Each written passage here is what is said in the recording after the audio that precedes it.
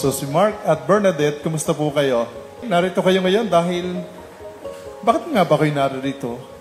Sabi magpapakasal ho. Bakit kayo magpapakasal? Dahil kayo nagmamahalan. Yun na naman ang dahilan kung bakit kayo narito. At gusto niyong isigaw sa buong mundo na kayo ay magsasama, mag-aasawa na first and last na kasal ninyo, ngayon lang. Hindi na ito madadagdagan pa ng another kasal. Kayo na.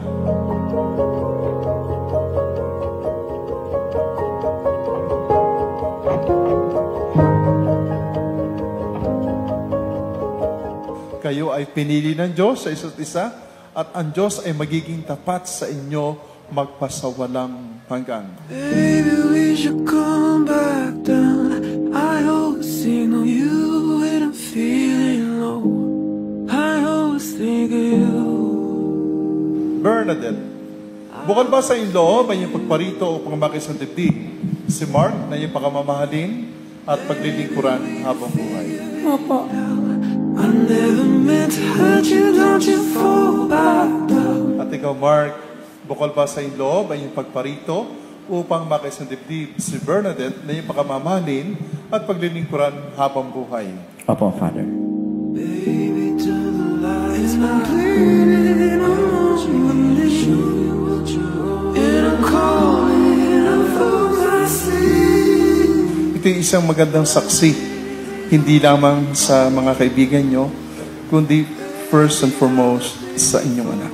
Magiging proud kung sila wala masyadong kaalaman pa dahil mga bata pa. Pero pagdating ng panahon, nakikintal sa isip at puso nila lahat ng ginagawa nyo na kanilang mga magulang.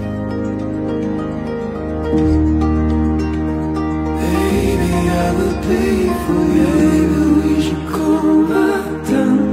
I don't see the Nakabahan, konti lang naman. Parang ganito pala yung feeling.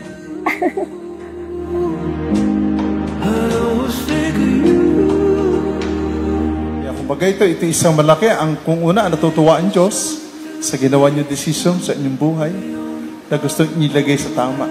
Kasi kung gagawa ka ng building, diba, palaging tama, palagi ang pundasyon.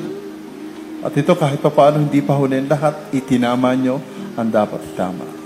Na magsasama na may basbas ng Panginoon.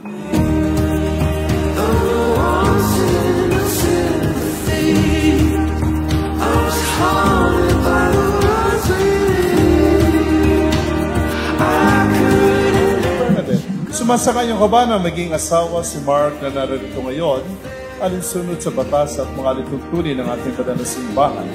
Opo, Father. Buong puso ba ang pagkakulog sa kanya na yung sarili bilang kanyang may bahay? Opo, Father. Nakalangkababalikating sa piling niya ang pananagutan ng buhay may asawa. Opo, Father. like the sun that's steady rise, like a secret I can't keep. I've loved you for Ikaw naman, Mark, sumasangayon ka ba na maging may bahay si Bernadette na naririto ngayon, alinsunod sa batas at mga lituntunin ng ating banal na simbahan? Opo, Father.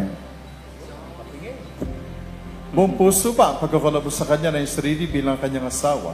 Opo, Father. Nakalang ka bang balikatin sa piling niya ang pananagutan ng buhay may asawa? Yes po, Father. always been you. It's always you. It's always you. Always been you. It's always you. It's always you. Always been you. It's always you. It's always you. Always been you. When forever comes tomorrow, what is been will always be.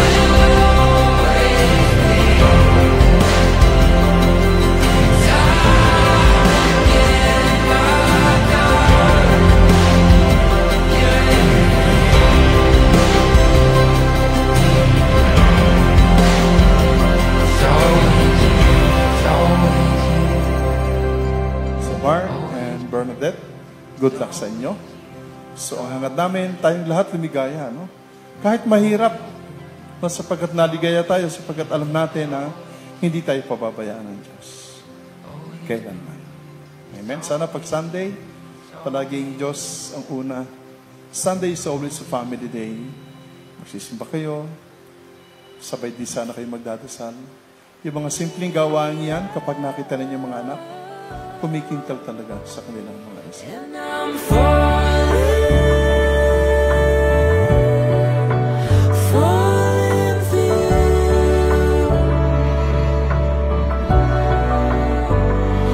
And I'm falling for you. I wanna love you.